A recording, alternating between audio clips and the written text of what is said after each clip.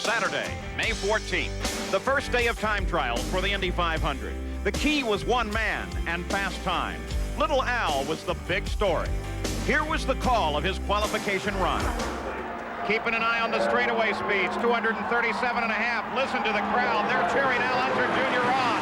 Second lap, 228.351. He's averaging 227.029. Not quick enough to get around Bosell.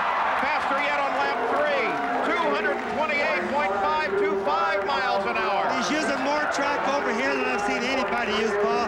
He's out wide, down to the robo strips, and right out really close to the wall. Al Unser Jr., can he nick 227.6, the speed of Raul Boesel? Averaging 227.5. This lap will tell. He's looking good through here. That 225 is going to be hard to break. But these people are going crazy down here in 4. The speed was the best of the day, 228.011 miles an hour. Team Penske had proven a point. For the moment, Unser Jr. had the pole with the fastest lap of his life. But this exuberance may not last. The rains came, and the run for the pole is not over.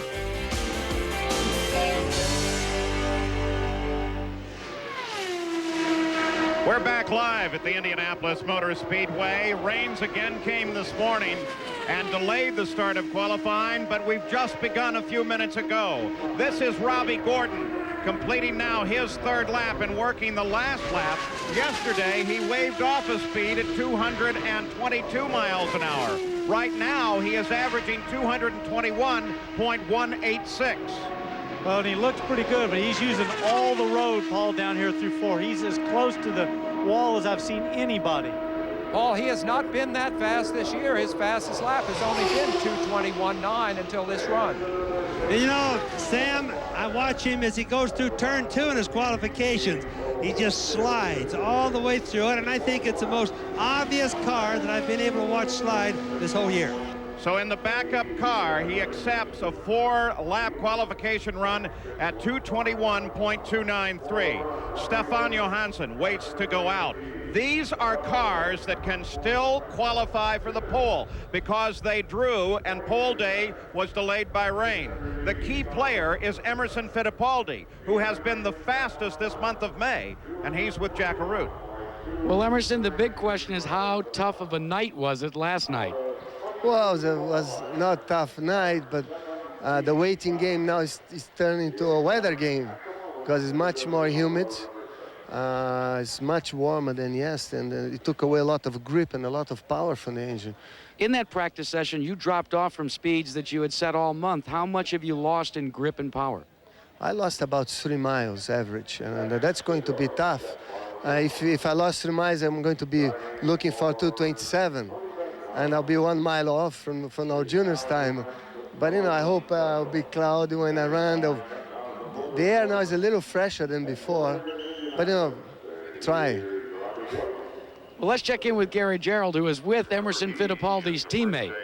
Yes, indeed, Jack. Al Unser Jr., the provisional pole sitter, stands here. I don't know how nervous or apprehensive you are. You were out in the practice backup car earlier, so you're familiar with the track conditions. There seems to be a strong feeling that maybe your 228 of yesterday will hold up for the pole. What do you think?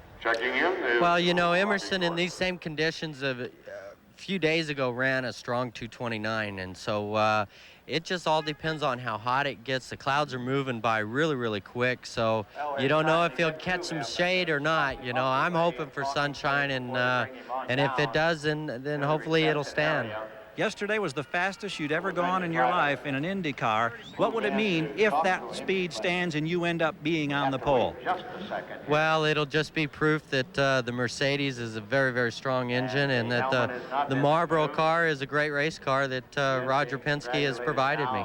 We'll stick with you. We'll monitor your feelings during the course of this next hour or so as your teammate gets ready to go. Yeah, we're extremely nervous. So. All right, there you have it, Paul.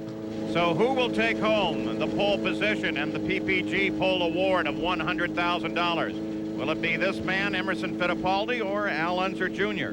They seem to be the only two candidates. Let's look at what is still provisional in terms of the rows. Al Unser Jr. on the pole, Raul Boesel, and the fastest rookie ever, Jacques Villeneuve. In row number 2, Michael Andretti, Lynn St. James, Nigel Mansell. In row number 3, Ari Lyondike, Mario Andretti, and his nephew John. Now, Mario qualified just a few minutes ago. We'll give you that run a bit later. The fourth row, Eddie Cheever, Dominic Dobson, and Stan Fox. In the fifth row, Hideki Masuda, Dennis Vitolo, and Scott Sharp, all three rookies. In row number 6, Hiro Matsushita, Robbie Gordon, who just qualified, and Roberto Guerrero. In the 7th row, rookie Brian Till, rookie Brian Herta, and rookie Mauricio Gugelmin. In row number 8, teammates, Honda Engines, Bobby Rahal, and Mike Groff, still very much a story to watch here at the field. Still to qualify, Stefan Johansson, who has rolled out and is on the track now warming up. Scott Brayton in the 27 T car, that's a backup car. Jimmy Vasser, and last will be Emerson Fittipaldi. That is of the list from yesterday. There are still other qualification runs that can be run today, but not for the pole. Stefan Johansson on the track, warming up. This car is a 1993 Penske. It's powered by an Ilmor Indy V8, a D model. And of course, Paul, just a few minutes ago, his teammate had a problem with his and pulled off. So we hope that doesn't carry over to Stefan. Stefan Johansson has started the run down the front stretch into turn 1. He's into turn 2 now, Paul. Right down the rumble strip out, very close to the wall. Very good line through this turn. Bobby, how much do you think that the track conditions that Emerson was talking about is going to really affect these guys? I mean, how much grip do you think is really lost? Oh, you can see the car sliding this morning as opposed to yesterday, Danny. So obviously the track is in a slow condition. But remember, Emo's one heck of a good qualifier. Yeah, he's a great qualifier. And I think over here in my little perch up above turn 4, the wind is actually helping him there because it's pinning the front a little bit. Yeah, but here at the start-finish line, it is getting much hotter, 5 degrees hotter than a few minutes ago. The first lap at 220.783 miles an hour. Yesterday, we would have thought no one would accept a run at 220. Now that seems to be more than acceptable. Well, as he came off turn 2, he backed out of the gas a little bit. Means he's pushing pretty hard like a lot of the others have been doing over here. Bobby Unser watches from over turn 2. Danny Sullivan is high above turn 4. Turn 4, he's looking okay. He's down, he's got the left front right down on the white line, but I expect that he's going to have to get it down on the rumble strips because of the wind. The trouble with taking a slow speed, of course, now is it exposes you to the possibility of high speeds next weekend if it gets cool. Second lap, down to 219.427 miles an hour. He's averaging 220.1. Wiggling in the short chute. Obviously, the wind's getting to him a little bit. One previous start for Stefan Johansson. He's looking for his second Indy 500. He's looking okay through 3. And when he comes into 4, you can tell that front end's a little bit pinned. Yes, he is down on the rumble strips this lap, so he's starting to push a little bit more. A tremendous optimist, a guy with a great attitude. I'm sure he can take a disappointment if that's what it comes to. Yep. They've waved it off. Yellow, they've waved it off. So they're not going to accept the run of Stefan Johansson. The provisional pole sitter, Al Unser Jr., looks on, and he is wondering about his teammate, Emerson Fittipaldi. Will he have the pole at the end of this day? Back in Indianapolis, it is now Scott Brayton of Coldwater, Michigan, that warms up. This is not his primary car. This is a team backup. It's titled into the program as a 27T car as the green flag flies for Scott Brayton. He attempted a qualification run yesterday in his primary car and waved off. The only way that he can then qualify in the first day order is by getting into this T car. The other thing, too, is this is going to be a good indicator for us because he ran our 227 during morning practice. Now the sun's really out. It's getting warmer. This is going to tell us a little bit of what's going to happen for Emerson. And also keep in mind, this is the 3rd car that Scott will drive in his first day qualification attempts. He's only averaging 218 miles an hour in the turns, 234 on the straights. This is a very difficult time, not only for the driver and the team owner, because as you said earlier, Sam, you got to figure out, okay, now it's hot. but should you go ahead and take the time, because who knows what's going to happen next week when you go try to put the car in the race. It's going to be hot, sunny, humid, or could you have a rainy, cool day? 223 miles an hour on the first lap. Now remember the rules here at Indianapolis as we continue to watch Scott Brayton, who's backed out of it. Yes, his engine sounded bad when it came through turn 2, Paul. It sounded like it dropped a cylinder or just not running good. So much wind up here, it's a little hard to hear. When he backed out of it, you got a glimpse of smoke there at the back of the engine. Yeah, he coasted through turn 4, so I think something obviously went wrong. I don't think they were going to blow off a 223 run. I think they would have taken that one. Emerson Fittipaldi prepares. Will his be a run for the pole? It will be the last opportunity for the pole of those qualifying.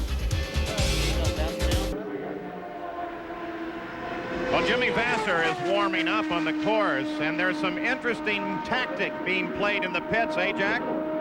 Well, absolutely. What we're having right now is a little bit of a delaying tactic on the part of Emerson Fittipaldi. What the team has done is they've tried to back time Jimmy Vasser's run in hopes that a huge cloud that is approaching the sun here on the front straightaway will begin to cover the sun as Emerson Fittipaldi takes his 10-mile run for the pole. They're looking for any edge they can possibly get right now, trying to eclipse that record that's, or actually that qualifying effort of their teammate Al Unser Jr. Danny Sullivan, how much of an edge might that give him? Well, I think it'll give them a big edge. I just feel even standing here, you can feel the temperature change. That cloud cover comes over, it can make a big difference, maybe a mile an hour.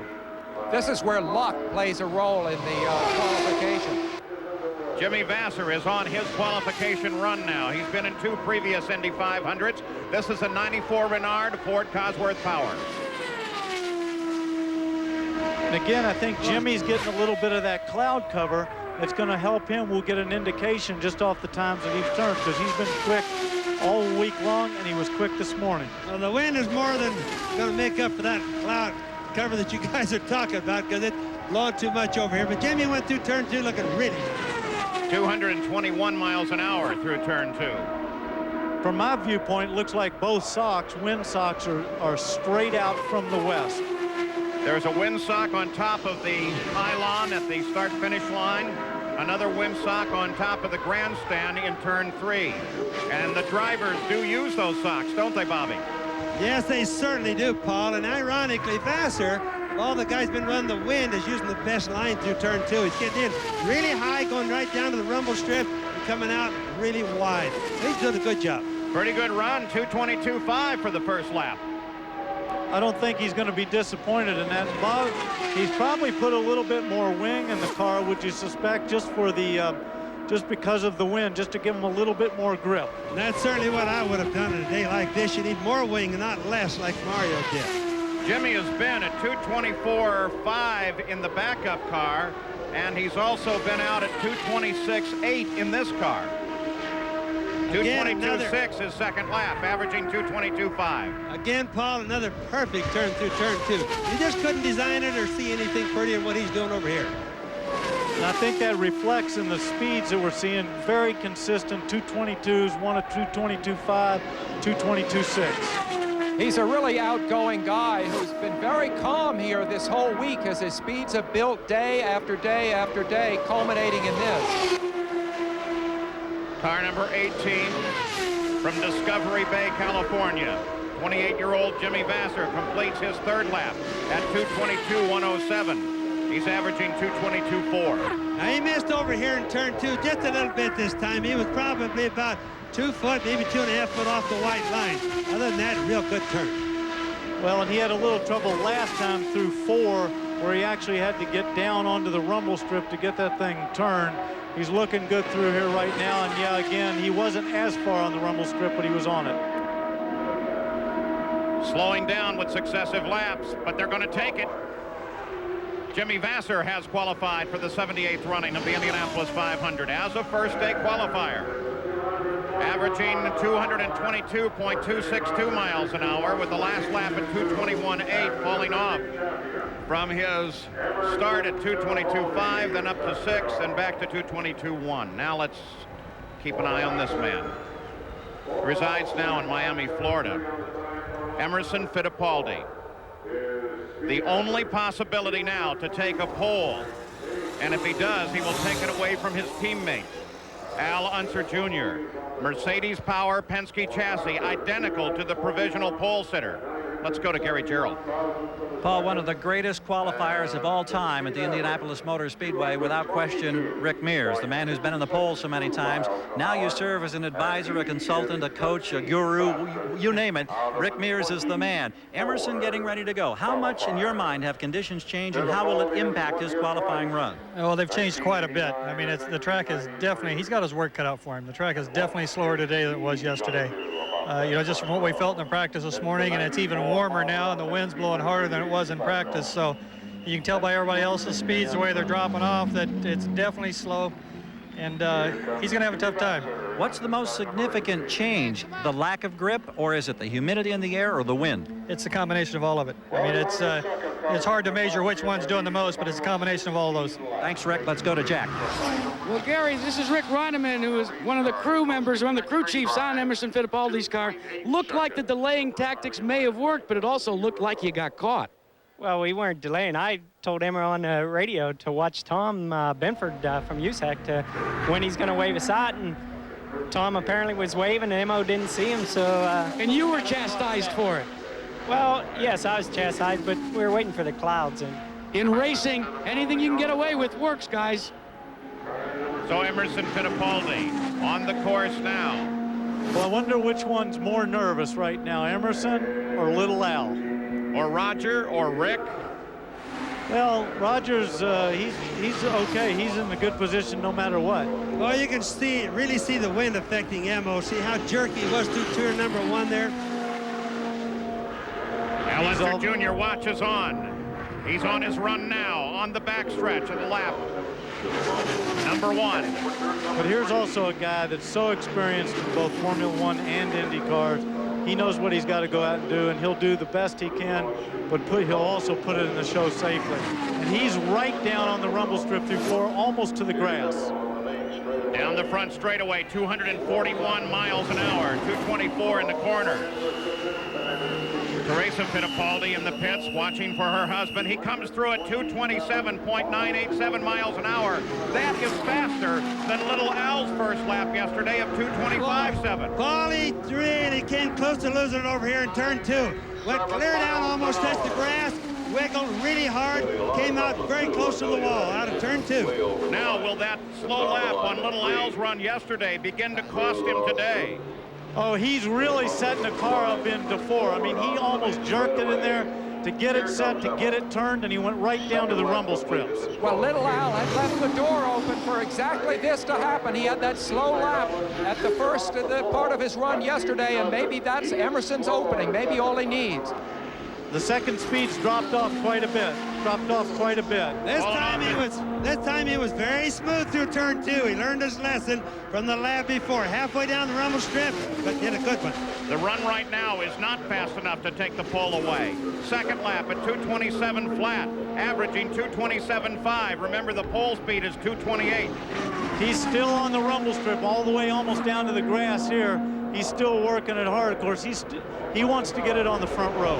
And remember yesterday, Little Al's run, each lap was faster than the lap before. That is not true now for Emerson. Al Unser Jr. lap 3, 227.198. He's averaging 227.4. Al Unser Jr. is beginning to sense that he might be the pole position holder. One more lap to go. Came out for turn 2. He had to ease out of the gas just a little bit. You can't say that Emo's not really trying hard. Oh, Bobby, you ought to see him. He's working hard down here. His entrance into 4 is almost scary.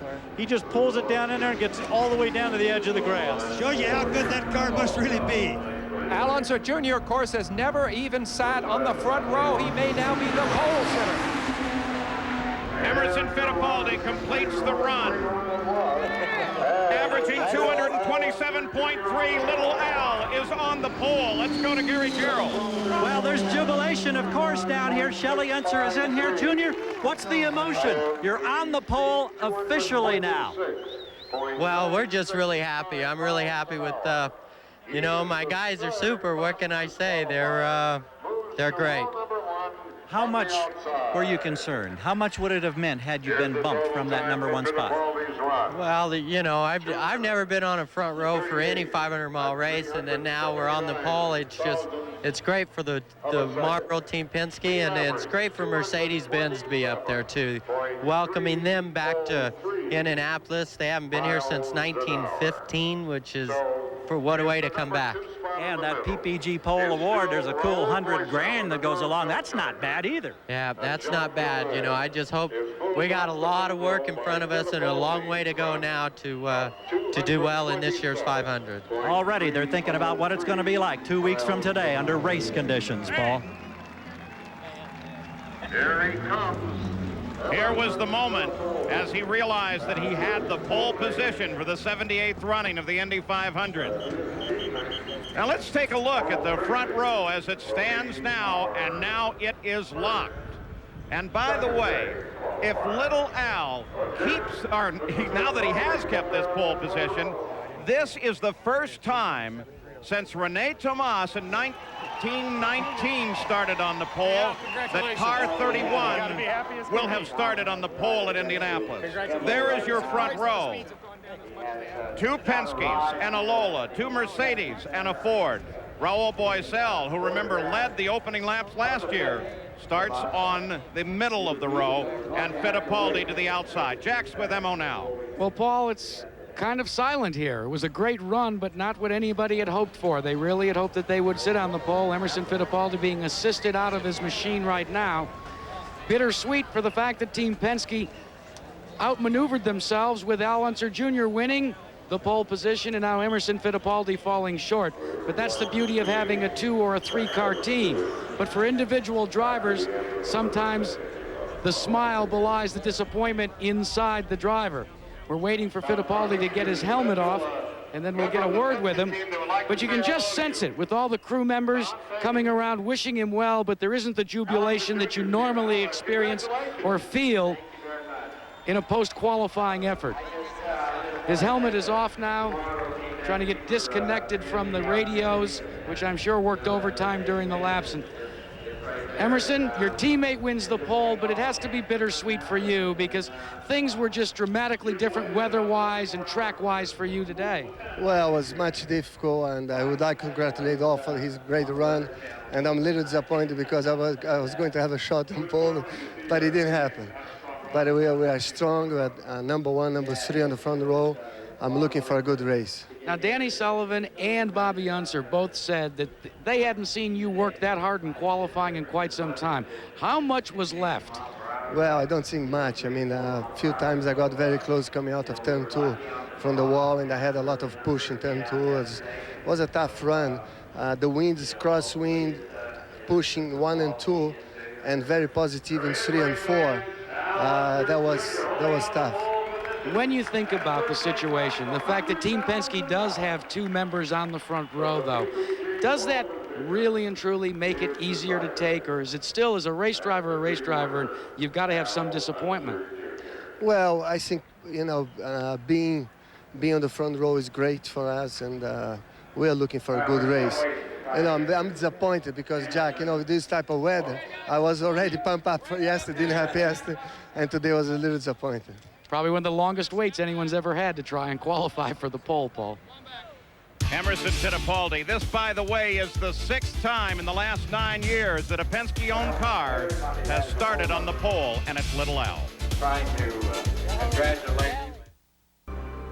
Yesterday, after a rain delay and under cloudy skies, 1986 Indy 500 winner Bobby Rahal got the chance to introduce the first Japanese engine to race at Indy. He pushed his Honda-powered Miller Genuine Draft Special 4 consecutive laps at more than 220 miles per hour to qualify for the 78th running of the Indianapolis 500. Well, 25 of the 33 positions are filled here at Indianapolis, and car 31, belonging to Al Unser Jr., possesses the pole. The official run for the pole concluded with Emerson Fittipaldi's run. We are now officially into the 2nd day of time trials, so any car qualifying now will line up behind those already qualified, despite their speed. And Paul Tracy is next. What a tremendous 48 hours he's had.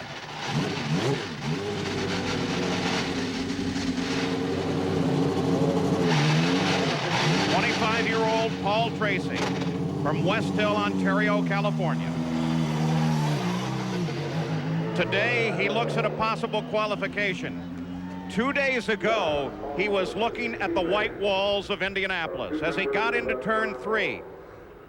Losing control of the car almost just past the apex, sailing down across the infield grass and warm-up lane, and then coming up, slamming the wall hard, back across the track, and finally ending up against the inside Armco steel barrier.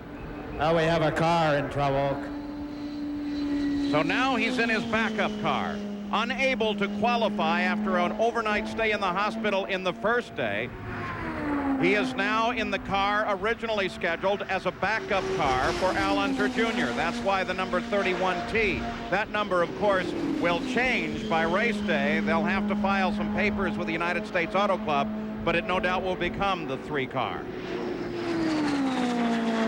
Well, I think, too, Paul, after we saw him practice this morning, he was running a very conservative 223. I'm sure that Roger Penske's had a very serious talk with him and said, look, let's just get it in nice, safely, a good time, but just let's put it in the show. Well, there's certainly nothing to gain right now, Danny, as you just said, so that's what he will do. He's through turn 2 right now over here in his warm-up lap, just as conservative as can be. Yeah, I don't think we're going to see any excitement on this one, and it doesn't do any good anyway. If he ran a 230-mile lap, he'd still be 26 on the grid, so it does not make any difference. Physically, he's feeling fine, apparently. Some pain in his ear where the earpiece got pushed into it in the crash. Other than that, he's just fine. So here we go with Paul Tracy. As he accepts the green flag, he's had 2 previous starts here in Indianapolis. The car, Mercedes-Benz powered, a 1994 Penske. He's out of turn 1, into turn 2. A little bit high into turn 2. He's lifted going through here. He's obviously pushing a little bit like Emo did in the car. The little Al drove and won with in Long Beach. Well, he comes into view down here. It's like you said, he's a little bit high, but nothing serious. He's got a pretty good line through here. It doesn't look like he's trying overly hard through 4. Now, it's a very conservative run. His front straight speed was 237. By turn 2, he dropped off to 214 miles an hour. Now he's completed that first lap. Paul, he turned into turn 2 a little bit late the last time and couldn't get it down the white line, but watch him as he's coming through here right now. Now he's down to the rumble strip and he's out to the wall, but he's still backing off the gas. Yeah, you want to know how hard he's trying. That first lap at 222.2. That's almost coasting for that car. Well, of course, we don't know how well the car is set up, but I'm sure it's awful good. But, Bobby, what do you think? Do you think Roger would have called him on and said, hey, pick it up just a little bit? That's a 222. We want to maybe get a 223 or 224 in there? Really wouldn't do that, Danny. It wouldn't make any difference. As long as they're in like what they consider guaranteed qualifying speed, that's all Roger wants now. He picked up his main stretch time, 2 miles an hour to 239, but he slowed in turn 1 by 3 miles an hour to 217. Second lap completed at 222.0. He's slowing down, averaging 222.1 for the 2 laps. Let's go to Jack. Well, Paul, to answer your question, Roger Penske doesn't even have his radio hooked up here. He's still participating in the post-qualifying photo sessions for Emerson Fittipaldi. So I think that's a good indicator that all he wants is Paul Tracy to get in the field. He is timing the laps, but he doesn't have his radio. He has no reason to run any harder than what he is as long as he keeps it up at a guaranteed speed, which 222 is surely going to be enough to get it in this show. Yeah, but trust me that if Roger wants to get a message to him, he's got his watch on him. If Roger wants to get a message to him, he'll get a message to him right away. It seems strange to see Tracy running anything but flirting with the outer limits of what's possible. To see him just run smoothly like this is so unusual. He's dropped off to 220 on the last lap, averaging 221, and they're waving it off. They're going to wave it off. They will not accept that time. Well, I guess we were a little bit off on our assessment of what was going on. Well, that is truly a surprise. One would have thought you would have just simply put that car in the field. Jack? Roger? Roger, it looked as if maybe you radioed down there after watching the watches. Did you make the call on waving the lap off? Yeah, they called me on the radio and asked me what to do. I said, let's wave it off. There's no reason to take that speed right now. First time Paul really was out since his accident. Let's get him up to speed. We want him to get a chance to make a run, see what it felt like. We'll adjust this car because it's different than his primary car, so we'll get back and do some work on it. I know you want to get up and talk to him. Listen to how he got the radio. He didn't have one. A fella next to him had the radio. He just whispered over and said, I need to talk to the crew. All of a sudden, Roger Penske had his radio. You talk about efficiency. Take a look at that team. We'll take a look at Mario Andretti's run that happened earlier in the day when we return after this message and a word from our ABC station.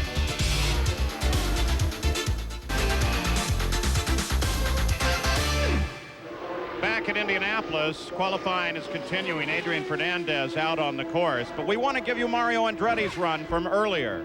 Remember, Mario Andretti had his greatest moment here at the Speedway in 1969. Well, Paul, at the time, everybody thought that Mario in victory lane would be an oft-repeated scene, although perhaps without this kiss. But this was it, Mario's only win a quarter of a century ago. And here's how we called it when Mario took the track. We're watching history. Mario Andretti on his last qualification run at the Indianapolis Motor Speedway. He came out on brand new tires. They down out of turn 2, Paul, right down to the rumble strip, very close to the outside retaining wall. The wind is really blowing hard over here in turn 2. 54 years old. One time he has won this great race, but so many times he has been near to winning. In the 10 years that he has been with Newman Haas, neither he nor the team has managed to win the Indy 500. Down the front straightaway at 235 miles an hour to 221 in the corners. His first lap is complete. And lap number 1 comes up at 225.457 miles an hour. Not good enough to take Little Al off the pole. And through turn 2, he couldn't get it quite down. The wind blowing so hard it kind of kept him out on the track. He got 2, the white line, and that's about all. Well, I can't see him down here into turn 3, but he looks good coming off. He's got a nice arc, and he looks very good. He's got his line that he wants down through 4. I think the wind's helping him. He's down on the rumble strips just a hair. He's giving it a great ride. In practice this morning, he was out right next to the wall, really got our attention a couple of times. It's obvious he's putting everything into his last effort. Second lap at 222.261. At this rate, he may push his teammate Nigel Mansell off of the second row. Paul, he come through turn 2, just so close coming out of it, clear down to the rumble strips in the middle, almost hit the wall coming out. Well, Bobby, one thing we've just noticed down here, the wind has really picked up in 4. We're getting blown around a lot from up in our perch, and that might be affecting him. That might be why we saw the drop off of 3 miles an hour. The track, of course, was rained on heavily yesterday afternoon and through the evening. It may be a little bit slower. Bobby, what would you say, a mile an hour, 2 miles an hour slower than yesterday? Oh, Sam, I think it's every bit of that. I'd have to say 2 to 3 miles an hour. And you can watch, Mario comes through turn 2 now. He's really having to ease off the gas over here because it's pushing so bad. Third lap, 223.6. He's averaging 223.7. He's being affected by the wind, there's no question. And the sun just came out too, a sudden wave of heat across the track. That means a little less horsepower. Well, and also he was really down on the rumble strips this time. I mean, you could hear it all the way up here in the tower. He's very low in 4. Danny, I could hear it all the way over here through your microphone, and he almost got down to the grass. At least it looked that way. And Mario is complete. His fourth lap, 222.7. Not fast enough to take the pole away, but at an average for 4 laps of 223.5, he moves into the middle of row 3. So that was the run. Mario Andretti into the field. While we were watching that run, Adrian Fernandez qualified middle of the 9th row at 222.6. When we come back, we'll talk with Mario Andretti as he walks through history. Mario, not the kind of effort you would like for your last one. What happened? Well, the car was just not suited for this condition. That's all. You know, we needed we needed what we had yesterday, but we just couldn't quite get into that. And I didn't have a good high downforce setup, so only chance that I had was we go with low downforce, and the track is way too slippery for that. How does it affect you knowing that you can't say, well, we can do better next year? Well, I just have the race before me yet, so you know, I have to go with that. As I said, we got some work cut out for us to try to get the car really working the way we like it. Mario Andretti, who is now qualified and is locked to the outside of row number 3, alongside of Arie Luyendyk and Nigel Mansell to the inside. Tonight, a special hour of America's Funniest Home Videos, followed by a look at today's biggest celebrities before they were stars. Then Arnold Schwarzenegger stars in the network television premiere of Terminator 2, Judgment Day. That's all tonight on ABC. Parental discretion is advised. Now, we're going to go back and take a look at Nigel Mansell's run for yesterday because there's no one on the track and no qualification attempt. So we'll join Mansell's run in the final lap. Nigel Mansell, the reigning champion in the Indy cars, former Formula One champion. He moves on the final lap here, looking very strong throughout, averaging 224 miles an hour. Not nearly enough to put him anywhere near the pole. Paul, he's had just the most incredibly quiet year. Okay, it looked like his line through 3 was pretty good in 1, but he looked like he was a little high in 2. So Nigel Mansell trying to put this car on the pole position, but he's not anywhere near it. 224.143 miles an hour for that final lap, and his average 224.154 miles an hour for the 4 laps. So if Nigel Mansell had a pole in mind, it certainly was not to be as he qualified late in the day on Saturday. When we come back, we're going to take a look at the run of Lyn St. James. Go back to yesterday and take a look at a run that electrified this track, that of Lyn St. James. This is the final lap for Lyn St. James, averaging 224 miles an hour. And she ran lap 3 at 224 flat, but she has the very real possibility, Bobby, of pushing Nigel Mansell 1 position down. Well, she certainly does, Paul, and this pretty young lady is just making about as pretty a line around this racetrack as you're ever going to see. She's really doing it right. Up to the north end for the last time. She ran all the laps, just very good, very aggressive, but a great line. She had a tremendous line through 4, never put a foot wrong. She was always on line and very consistent run. She just goes from the wall right down to the white line, touches it right back out. She never jerks the steering wheel. Looks perfect. 4 laps at 224.1, and she qualifies faster than Nigel Mansell. So Lyn St. James with a spectacular 3rd qualification at Indianapolis. Here's Jack. There she is. Well, Lyn St. James, first of all, 4 very, very consistent laps, but then on top of all of that, faster than Nigel Mansell. I hope I didn't give him indigestion, but I was flat all the way around, and this was a great car, I'll tell you. It was so neat to come back here for the 3rd time and feel confident. How difficult is it, Lyn, for you? How difficult is it for you to have to come with a one-off ride like this and be able to crank it on as quickly as you did? Well, it's tough, but I'll tell you, when you got a great team and a great race car, it ain't so tough. And I've got a lot of preparation, which you probably have been reading about. So, you know, I've got a great team even back in Daytona Beach to help me. Congratulations. A lot. So with that run, Lyn St. James qualified to the outside of row 2. Her 4 laps varied by only 4 100ths of a second. ABC Sports. You know, after 83 years of racing cars that were especially designed for the Brickyard, the Speedway is now starting some new traditions. The Indianapolis 500 is joined by the Brickyard 400. 400 miles with new faces, fans, and names, like Jeff Gordon, Daytona 500 winner Sterling Marlin, Kyle Petty, and King Richard. Thousands showed up last August to watch the finest of NASCAR in the first test. This August, they will add to the Indy lore of racing. This month, the stock car greats have been watching and learning at the Speedway, waiting for the Brickyard 400. And we'll have live coverage here on ABC Sports at 1 o'clock Eastern, Saturday, August 6th, the Brickyard 400. Let's focus now on this year's 500. The front 8 rows are locked. We'll take a look through the entire field as it is set at this moment.